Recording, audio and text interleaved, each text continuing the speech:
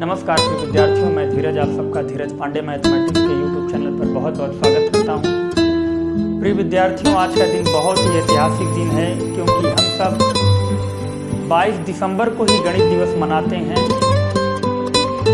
आपको बताना चाहता हूं कि 22 दिसंबर को ही गणित दिवस इसलिए मनाते हैं क्योंकि इस दिन संख्या के जादूगर श्रीनिवास रामानुजम का जन्म हुआ था, जो किसी परिचय के मोहताज नहीं हैं।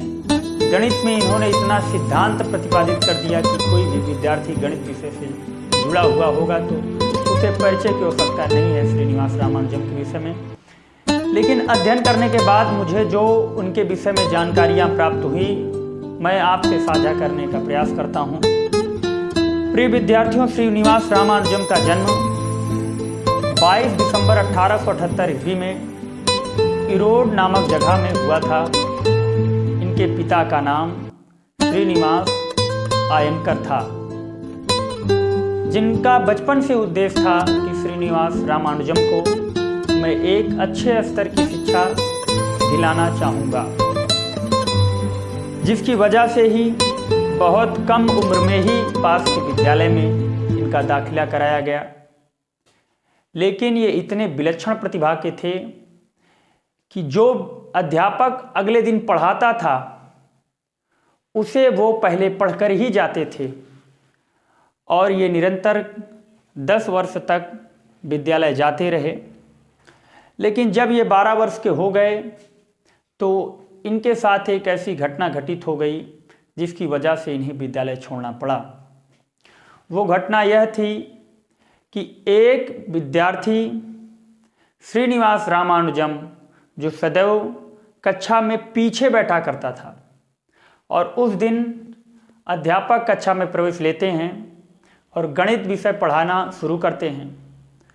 और उन्होंने जैसे ही अपनी कक्षा शुरू की, सबसे पहले अध्यापक ने बताया कि विद्यार्थियों, अगर मेरे पास 3 सेब हैं और 3 विद्यार्थी हैं तो प्रत्येक विद्यार्थी को एक एक सेब मिलेंगे।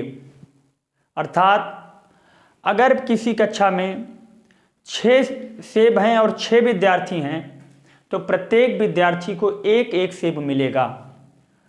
तो अध्यापक ने नोट लिखाया कि if number of products and number of members are equal, यानी यदि व्यक्तियों की संख्या और वस्तुओं की संख्या बराबर है तो ऐसी स्थिति में प्रत्येक व्यक्ति को एक एक प्रोडक्ट अर्थात एक एक सेब मिलेगा।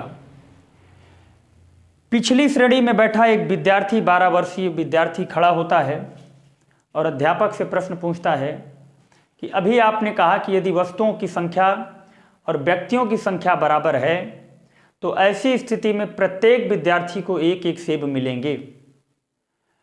यदि विद्यार्थी भी 0 हों और सेब भी 0 हों तो ऐसी स्थिति में भी विद्यार्थियों की संख्या सेबों की संख्या के बराबर है।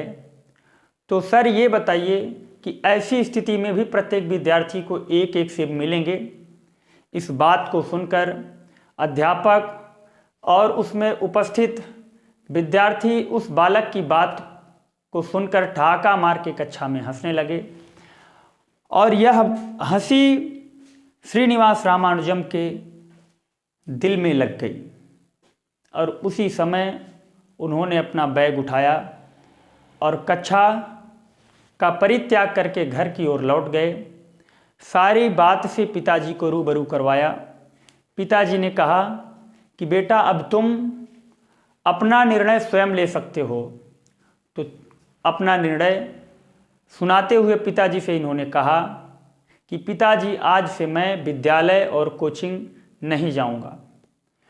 और इतने विलक्षण प्रतिभा के ये थे कि 12 वर्ष की आयु से इन्होंने लगातार सिद्धांत प्रतिपादित करते हुए 32 वर्ष की आयु में, 12 वर्ष से 32 वर्ष आयु अर्थात 20 साल की आयु में 3900 सिद्धांतों को प्रतिपादित कर दिया।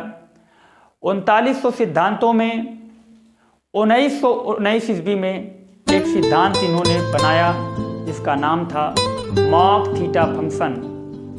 और यह सिद्धांत 2002 में सिद्ध हुआ कि ब्लैक होल के लिए यह सिद्धांत सत्य है।